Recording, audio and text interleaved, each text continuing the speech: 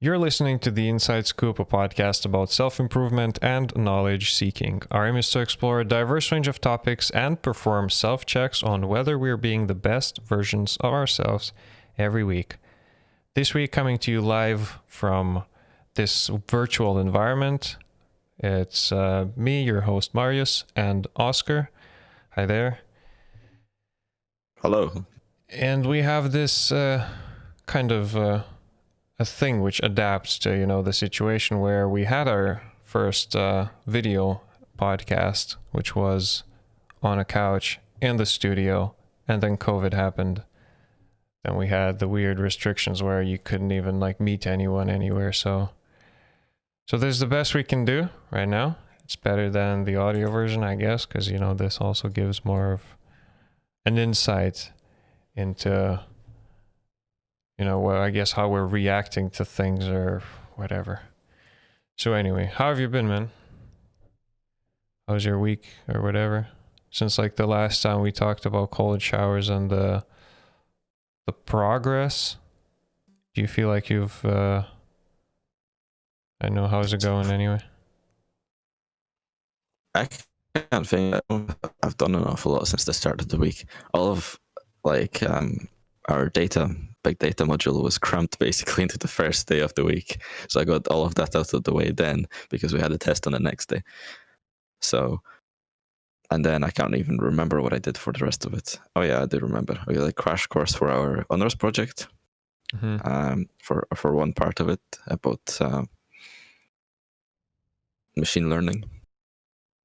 And on Wednesday, nothing happened on Wednesday. Yeah, I don't know. Not a lot happened this week. So your time just disappeared. A lot more should have happened. Yeah, this is what I'm saying. I think I'm overworked. Overworked? I got too many. Yeah, I got too many things. Yeah, it doesn't sound like it because I just said I didn't do anything, but I can't get myself to sit down and do anything because it's just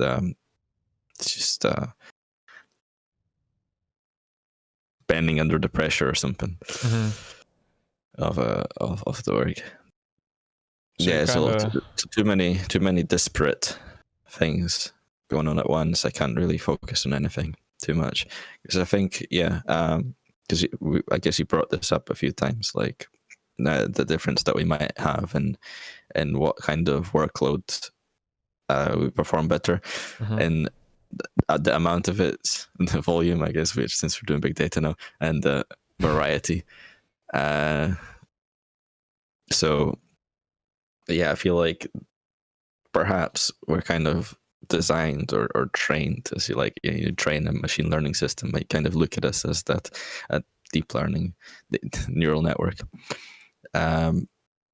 Kind of trained to do I think things a certain way, and especially in your early years growing up, but also your teenage years, the way you do things, it kind of sticks with you. If you're a maths person, you're often a maths person for the rest of your life. If you're an English person, English person, a literary person or whatever. Yeah, literary, I'd say, person. Then that's probably going to be your thing as well. And also just with the types of workloads that you work with best, I think that too. And I just kind of didn't consider what kind of workloads I work with best. So this is actually a really cool experience to notice that and to understand that there are certain workloads that I work with better, and that there's the type that I can't, function in. It's like that beautiful, made up quote of you can't expect a fish to climb a tree or whatever, It's like one of those mainstream things, but it kind of makes sense, Everyone has a different, be it learning style or whatever.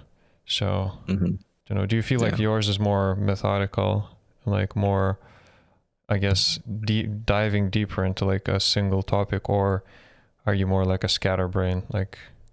What do you think yours is?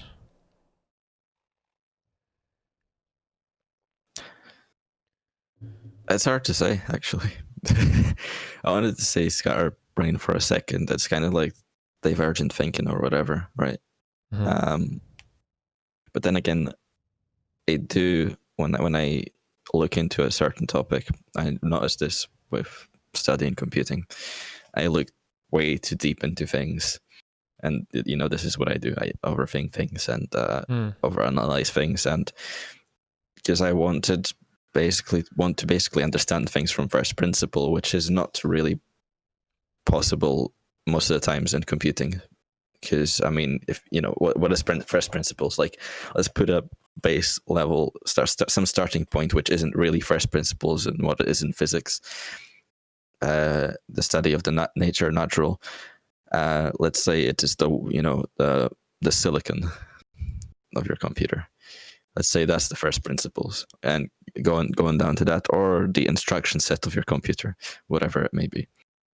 And trying to, if you want to do things for first principles, you start there and work your way up. Or if you're looking at a higher level problem, you look a layer below it, another layer below it, and you can't do that forever, right? Because there's too much to understand there. And so, yeah, even coming into computing, I think like my learning style was designed to be.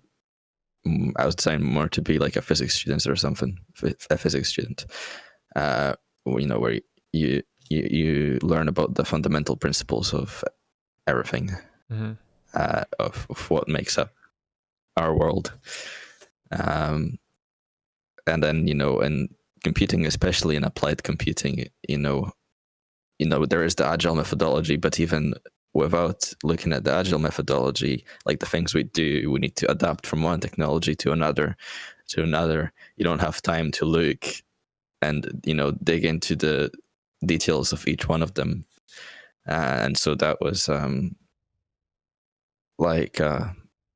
learning to cope with that kind of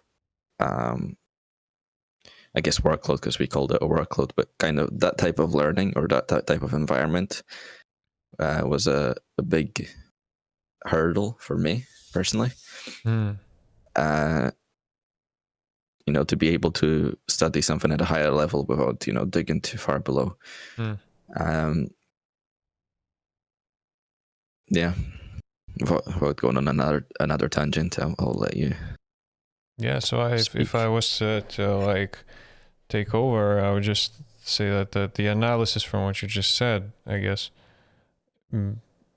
would point to the more of a linear, deeper understanding seeking person, rather than having a lot of topics, shallow knowledge on a lot of topics, I guess that's what I mean.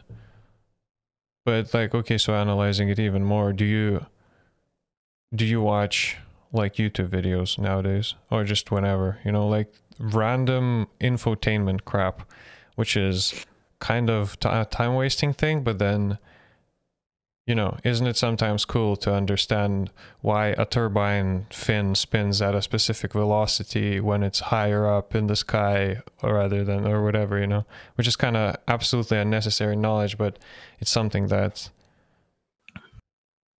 because I just want to like hear your perspective on these type of like fun, engaging videos, but they don't really bring like deep meaning, I guess, knowledge.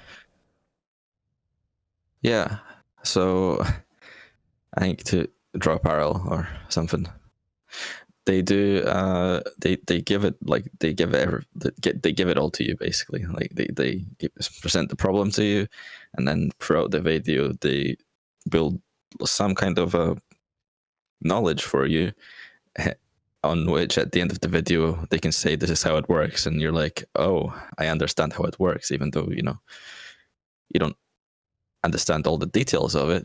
Yeah, they made you feel like you understand it, and so that's, you see, it's because why I'm asking is I guess I would be one of the people who would be interested in watching like 100 of different topic videos on all of these, just so I would be kind of aware of the concepts, rather than maybe study one in particular, because I feel like I just start to lose interest if something, I've been doing something for too long, for example.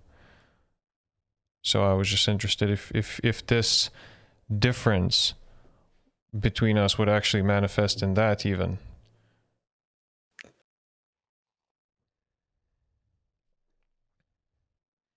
Yeah, I think so. I mean, I think we spoke actually about this before, and I don't think throughout my 4 years at university I've ever actually really completed a project just for myself from start to finish, like a programming project. You know, I've done a project. I've done a website for a client once.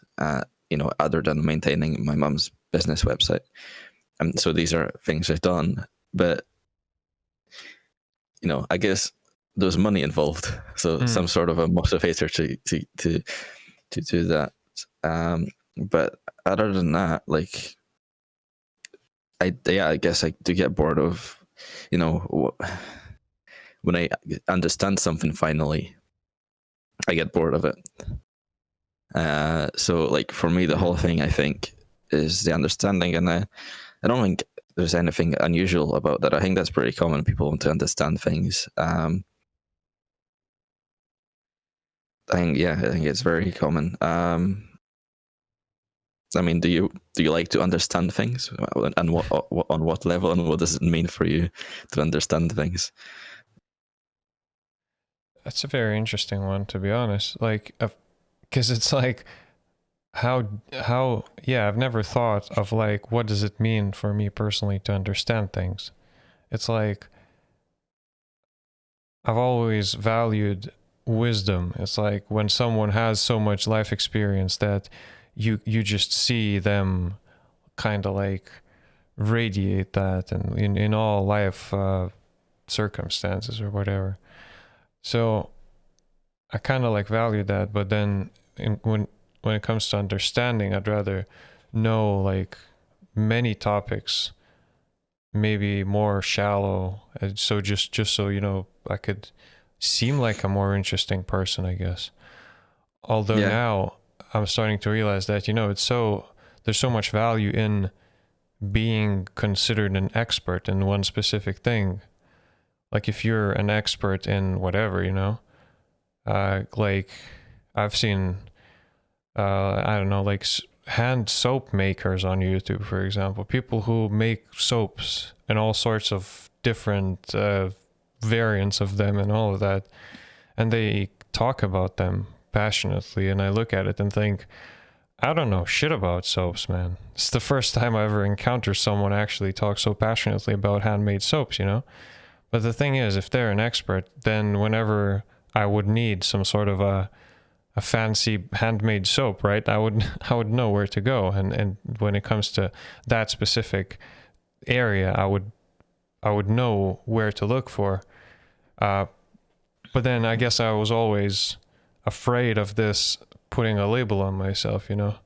It's just some real talk. I was just like, dude, I don't want to be a linear person who would like be only interested in something, you know, like a ballet dancer or someone who's like a dancer, and then it seems like they don't really have much more, or like maybe they're just known for that one specific thing.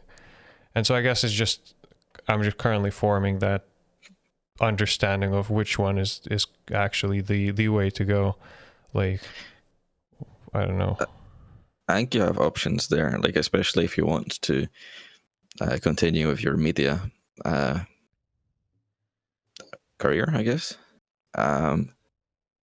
Of you know, doing these podcasts, doing streaming and content, producing content, then I think definitely like the more general knowledge you have, I think the more interesting you're going to be able to be. So like I think that's a one particular area where you would, you know, where having this general knowledge base, apart from game shows on TV. Yeah. I can't on the spot actually think of another area. I mean, it helps to have like a rounded worldview, I think. So like even if you are studying perhaps or researching things in a particular field, if you watch these infotainment videos, you might somehow just make a connection with something that you wouldn't have otherwise, perhaps. I don't know. I'm only an undergraduate. But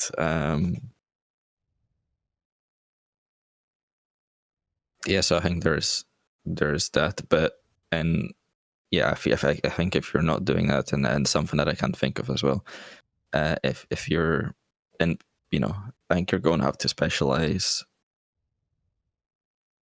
in something eventually. And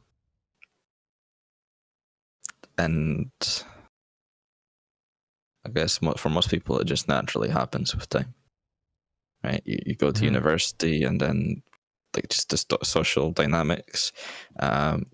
You want to get internships because other people are getting internships, and when you get an internship, you go work for some company and you learn, the way they do things, and then you start doing things that way, like, even.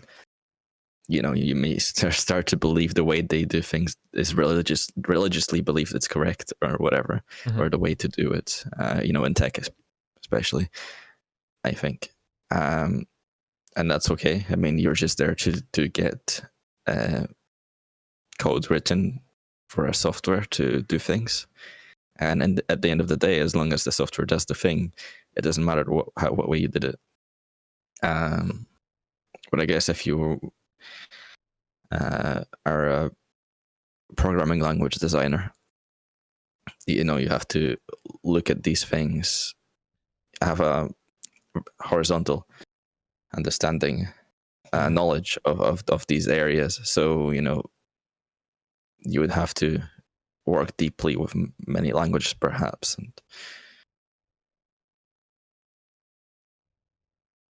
and I don't know how you get into that, where you start, to be honest. But yeah, it's an interesting point. I actually don't think I've ever considered like why this would be a good thing or a bad thing. Honestly, like there's no, I don't think there's like a bad or a good way of either learning or making a piece of software or whatever. There's always a purpose, a cause, like which you need to serve, and then in turn, if you manage to do that, if you manage to find yourself in a specific field, and then you're actually doing well, it's like about the passion. They say you're not supposed to follow the passion. It's like, so I watched this Center of Entrepreneurship seminar with I forget what the speaker was, but she did some like good businesses and stuff, and she like confessed to not being passionate about the business or the idea or whatever. And then she would always get like people would look at her weird and like, how are you not passionate about your like business? What the hell? She's like, you're not supposed to be passionate about the business and the idea. You're supposed to be passionate about the people you serve and like the cause and the connection and all of that. So now I'm thinking, right? Like you don't just follow a passion that you feel like this is your passion to, I don't know, sew or whatever, and then you want to be a good businessman or businesswoman. They say you need to kind of do whatever you think you're good at, and then this evolves into a passion. I mean, it's a difficult topic, and I still don't have any kind of background myself to speak about this because I'm just a guy on the internet who is looking for his path. But I feel like the longer you do it, and people are like creatures of habit, you just learn that like I wouldn't be doing any kind of streaming or podcasting or anything if I hadn't started this like years ago. As sparse as it all was throughout those years, I was still keeping this thought in my head, like, oh, that would be kind of cool, you know, I'd want to try it out. And then it just kept persistent, like following me throughout those years. And so this is how I found myself sitting here in front of a camera now. And it's just like, there's no success, like I'm not successful, but I like it. It's like, it doesn't matter if it's like talking to an audience of one person or 20 or is it 1,000, you know, it's just, I guess, fulfilling, like for me personally. Yeah. Don't know if you have any personal stories about the way you feel like. I think we're just slowly coming back to episode 42 and our dharma and the meaning of life and all of that, but I think it's an important topic, especially for us now, because we just received an email from our university saying, hey, you guys, you should actually be starting to think about your career. And then they linked us to some career resources, and I was like, oh, yikes. Are we already like going out into the real world, you know? The big bad world. Oh my god. See, it's problematic. You know, last year, you know, I should have been the normal thing would have been to go and look for apply for internships and get invited to interviews and go to these interviews and hopefully get an internship. I think I maybe tried one, or if that. You know, I had other ideas for the summer, and the summer turned out okay. I mean, you know, my plans, you know, at the start were grand for the summer. But in the end, I think I did some work, I did some introspection, and quite content with it. And always looking back, I'm like, you know, it's all deterministic. It couldn't have turned out any other way. It turned out like how it was supposed to. And I think it turned out okay as well. So that's fine. But yeah, thinking about that, you know, they push you, they really want you to find work straight out of university in the industry that you're studying for. Now, I'm not sure, you know, whether this is, you know, just looking out for you, because if you don't get work straight after, you know, they say things like, you know, interviewers will ask you like, what did you do for that time that you weren't working in the industry or after you graduated or whatever. I don't know how much I trust them that this is actually that big of a deal, like taking a year out to do something else, for example, after you graduate. I think it's the way you present it afterwards, you know, if you're talking one-on-one with the employer and then you even sell this as an even better thing than just having no experience and coming straight out of university. I think if you presented it as some sort of a journey of looking for yourself and wanting to specialize even more, you know, like doing programming on your free time or whatever, right? Yeah, well, what I also wanted to say there is that it's in the interest of the university that the graduates find a job. Yeah, so I don't know how much that agenda is pushed to all the university staff to, you know, probably is in meetings that we're not invited to, but the deep state. There's something that controls everything, man.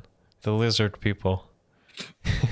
Yeah, but for me personally, I was going to take out a year before doing fourth year, and I feel like I should have. I feel like I totally should have. Like the whole rationale for that was that I needed that time to grow as a person, to catch up, like with my emotional growth as a person, because I feel like lost a lot of time in high school where I didn't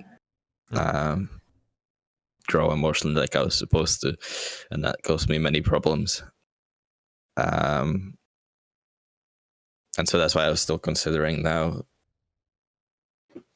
doing something about it, because it feels like, okay, I take a year out and I come back to university and then I continue as normal. Whereas once I graduate and I take a year out, it feels like when am I coming back to? Yeah.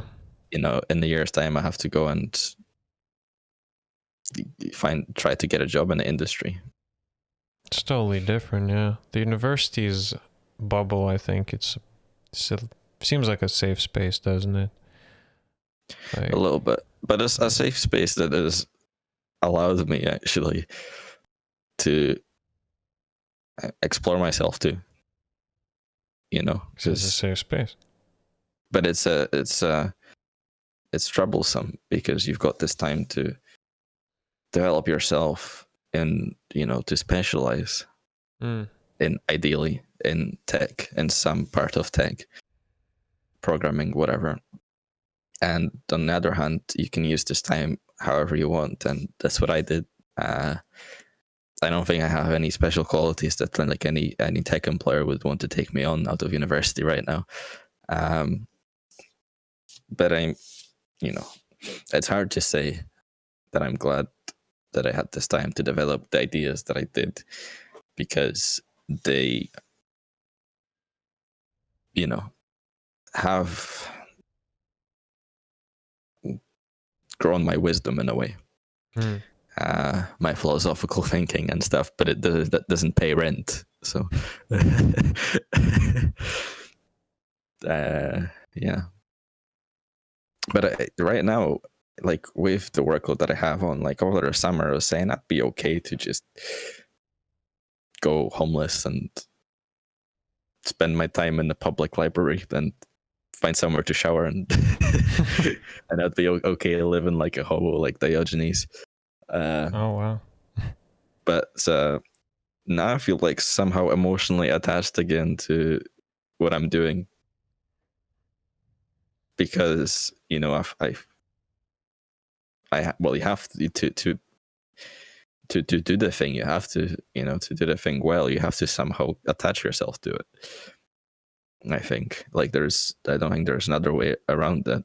If you don't feel compelled that you have to do this thing, whatever it is, then you're not going to do it. So you have to somehow find the reason why you're doing it once again, which is the things that I'm studying and the work that I'm doing with tutoring and things I'm studying for that. And you have to find some reason again why you're doing it in the process, and then somehow you become attached to it, like once again.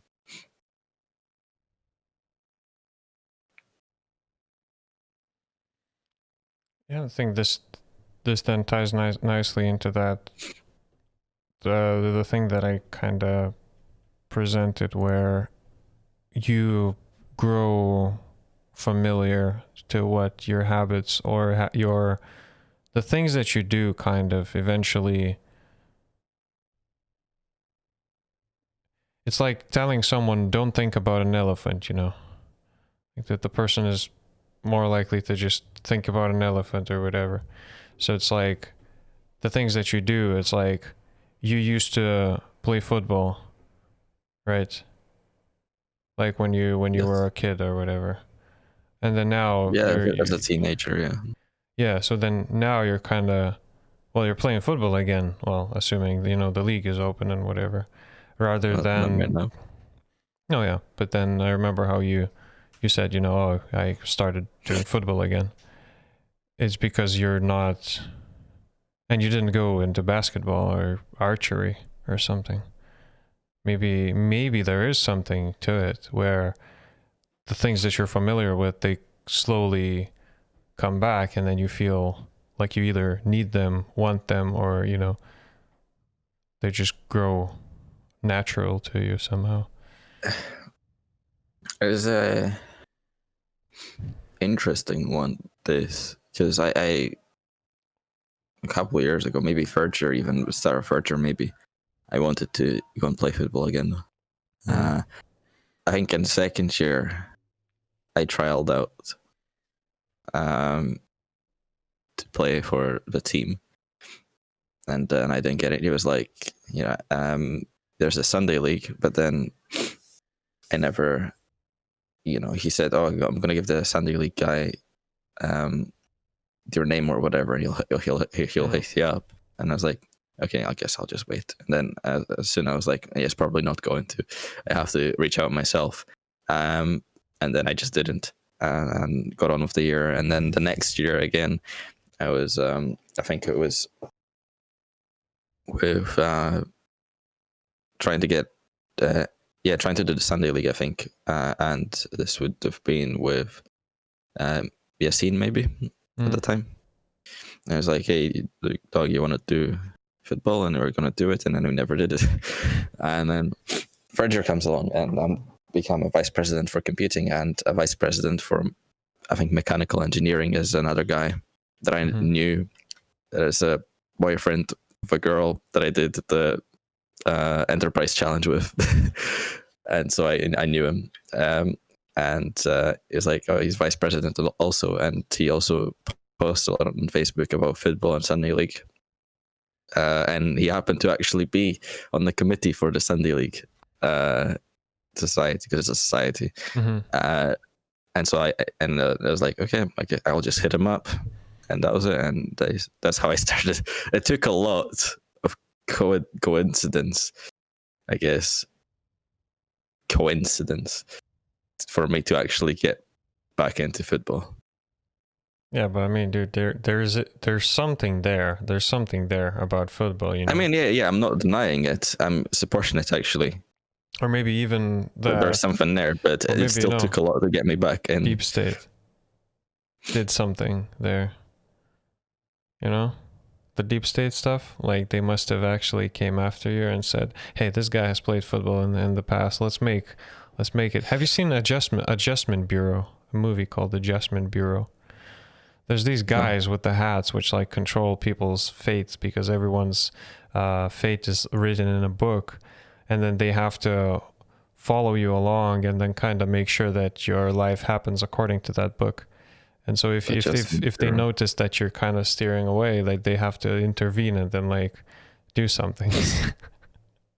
I fucking wish whoever is my agent from the Adjustment Bureau is clearly on drugs. Yeah. He's not following the script, or maybe whoever wrote the fucking script, it was on drugs, because she just fucked up them. Maybe that is the script, you know? Maybe you're gonna rediscover or discover yourself through these, like, everything. So. Well, yeah, I probably have been, but once again, it doesn't pay the bills. So.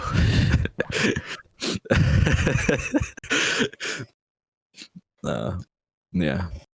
Well, something will come out of it all eventually. Even the bill paying thing. I'm just hopeful, even with my own endeavors, is that all of that will hopefully eventually fall into a place where it generates enough revenue to sustain self, you know. And yeah, so I can do more of this, if you can take a bunch of things and create your own field, create your own thing. Like, like for me, I've been kind of putting things together right now. Big data is going to be useful, for example. For me, for research, God damn it, you know, and my line of work in the future, you know, doing research on big data definitely can give you a lot of perspective on things, and so knowing all the underlying tools and things certainly helps. Like, even if you go and work at a company or in a research group where you've got a specific person who specializes in the big data engineering, like, you know what they're doing roughly. So you can work with them. Anyway, I'm going on tangents, but yeah, the things I'm doing right now, I'd just be kind of mapping what would be useful in my line of work, or what could come together as being useful. So like the mythology stuff that I'm kind of like conjuring up, that I don't know if there's anything to it, but there's other things that I've got to do to support that, and as a framework, which is like the AI stuff. So like the project I'm doing, and then the big data is obviously going to be helpful. Knowing how to deal with big data and analyze big data.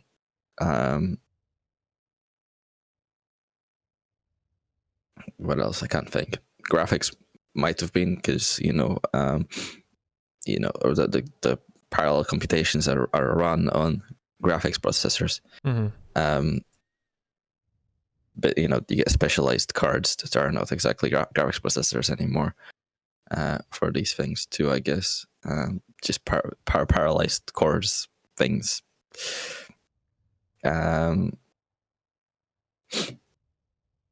But yeah, I'm just going on a tangent to say like you can somehow put all of the things, different things together to create some sort of a framework for yourself. There's obviously going to be a certain path to follow, but I guess you can add something of your own to it. Some twist to it, and maybe if you're lucky it works, and if it doesn't, then you have some catching up to do, I guess. But I don't know. I guess it makes sense. Like everything, whatever. Like at least I've noticed, whatever I do somehow leads into something else. Like everything that I touch somehow eventually helps me out. I don't know how. I'm hoping this is gonna just keep going. Knock on wood, but it's like all of the things that I've done in the past, like all of the extra things have actually led me to something. Be it meeting people, be it getting employed, be it fulfilling self in some things or whatever, I think it may as well just be the same thing we've talked about like fulfillment, how you grow used to your things that you've done in the past, and now you need them because you kind of have been doing that, like football, for example. I mean, it's just a weird hypothesis of mine. Like it doesn't have to be neither true nor false. It's just a hypothesis. So yeah, I've got a way of like tying all these things together somehow in psychology, because you can psychologically basically analyze anything where people are involved or thinking beings, but let's say people, human psychology. Like, so football, even like the things from growing up with football being like the main thing. Not even that I participated in football very much when I was a kid, but we watched football, and then throughout all years I kind of watched football on the TV as well, and I eventually played it as well. And it's just some things, and I brought them up in previous episodes, that I've kind of extrapolated from that, of the way perhaps people, the commentators, the way things some of the things the commentators say about like experience and inexperience of footballers, and why they make certain mistakes, and so so it's you don't often hear this is a kind of a mistake an experienced footballer would make or whatever. So he just needs time or whatever. And I can't give a better example right now, but there's, I think, small things here and there from that I've been able to kind of extrapolate and look at them through the lens of psychology, or to support somehow my pursuits of psychology, to kind of like build a more rounded picture or whatever. Yeah. So like all things somehow, if something's been a big part of your life, you better find a way to make it useful. I guess. I don't know. That's true. I don't know. It's like one of those. It's like one of those things where, for example, someone chooses medicine, right? And they go through, what is it, like 5 or 4, or however many years, and then they realize, I don't like it. I want to like drop out. But then it's closest. It's the closest you've ever been to it. Yeah. So it's like you just kind of just gotta deal with it, I guess. Like, I don't know, I was gonna do a PhD, kind of. Like, I don't know why. I talked to my supervisor of the honors project, and he's like, nah, dude, if you're not like fully certain you want to do it, just don't. Like, why would you want to do it? I'm like, I don't know. It's the closest I've ever been in my whole life, and in the future might be, you know? It's like, I've gone through, well, starting from like, you know, first grade, what is it now, like 16 years of school? So I may as well just put the last final nail in there and just forget about it. But then I thought, yeah, maybe it just doesn't make sense. It feels like you've invested a lot, but then again, have you really? Like, PhD is just another absolutely different thing.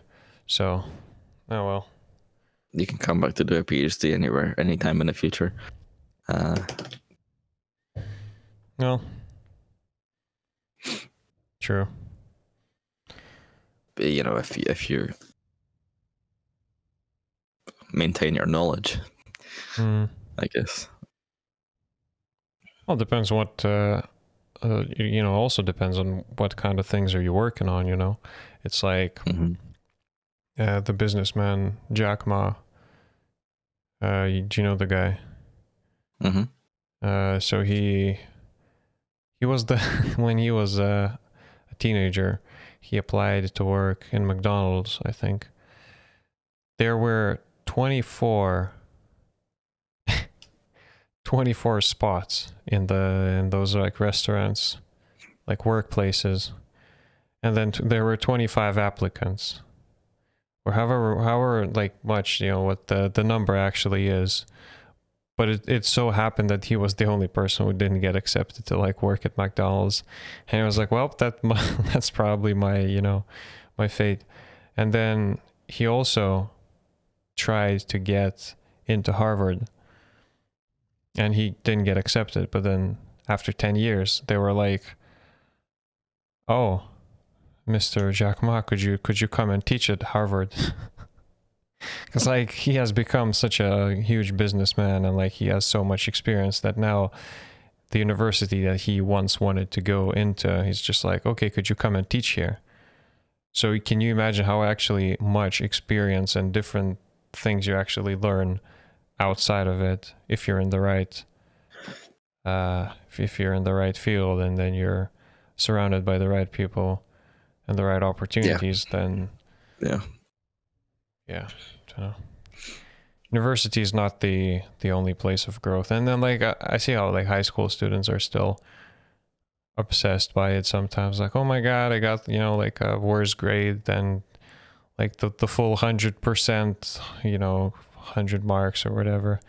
And then they feel like their worth and value is tied to the grade. I don't know if I've ever had that, but like, I feel like I've been noticing that a lot with people who are very nervous and worried about the grades. And so they would get anxious and everything, and they're like, until you realize that high school is just pretty much a shit show, dude. Then university comes along, it's like, well, same shit, you know? I mean, you know, I think your grades kind of reflect, like, getting 100, I think is ridiculous. Like, on most tests, getting 100%, I think is ridiculous, because it means you're just sitting, you're not necessarily, you know, if you're getting, you know, 90%, that's a sweet spot. 90%, something around that is a sweet spot, because you can get 90% by just doing a lot of reading on the subject. Okay. By just going through the notes and understanding everything. I think, or at least feeling like understanding everything. Getting 100%, it means tracking down every single thing that you might not fully understand and making sure you understand it. There's no reason to have that in real life, right? If you haven't tracked it down, it's just in the course of learning it, it probably doesn't matter. Like, you're not going to use it. And eventually it's going to get straightened out. Eventual consistency from big data. Okay. Okay. Are you doing big data? You're doing graphics? No, you're not I'm doing big data. No. Okay, sorry. You didn't get the reference. Okay. Yeah, but I could. Did you say eventual consistency? Yeah, this idea of Oh. if you can't, you want your data to be consistent, but since you want your database to be highly available at all times, some parts of your database, say, can be updated later if they are not accessible, or yeah. Oh, I think it's a very Zen term. Eventually you're going to have to out. learn. But if you're sitting before a test trying to track down every single thing you still don't know and trying to remember it, there's no point in that. I think 90% is great. I think if you're getting 100%. Yeah, I was aiming for 80% or so. 80 is good as well. Yeah, I'd say. Just as long as you could have a conversation with a person on the topic, that's learning it. That's say with a teacher, you could have a conversation on a topic. That's learning it. Yeah. Well, I think that's our time for this week. You have anything else? We good? That's all from me. It was a nice, pleasant chat with you, bro. Every week, all good. This time in a bit of a video format, so that's also nice. The absence of technical difficulties actually allowed us to have a video podcast. So I'm hopeful that we may continue this. Yeah, and it is fine. It is good. And then Thank you for the chat as well. I appreciate it. I actually forgot to shout out all of the things in most of the previous episodes. So wherever you're listening to this, be it Apple Podcasts, Spotify, YouTube, whatever all the platforms are, rate it. Even if you don't like it, send us your constructive criticism, or we could add something. But give us 5 stars. Follow it on all the platforms, and hopefully we're gonna come back to you with episode 44 next week. So that was us, the Inside Scoop, signing out. See ya.